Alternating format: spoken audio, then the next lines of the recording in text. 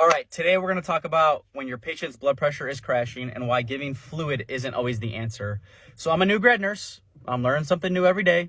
But when I was really new, I always thought a low blood pressure meant they were dry, which in a lot of cases, giving fluid would be the answer, but sometimes throwing fluid at your patient is only going to make things worse. So let's talk about it. Blood pressure is a symptom. There is an underlying cause. There's a lot of causes that can cause this, right? We just talked about the first one. They're dry, hypovolemic shock. We need to replenish them with fluid, with blood products, etc., etc.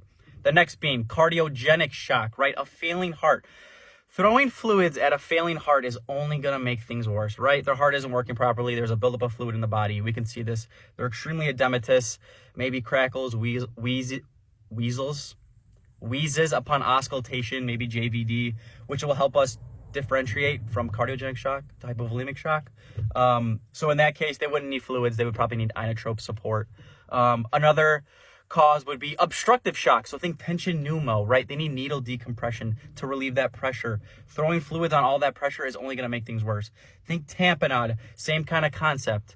Moral of the story is, a low blood pressure, there could be many causes, and throwing fluids at them isn't always the right answer. And again, this is just for nurses, for us to anticipate what the doctor's going to order. I just want to throw that out there. We're not putting in any orders. We're not throwing in the chest tube.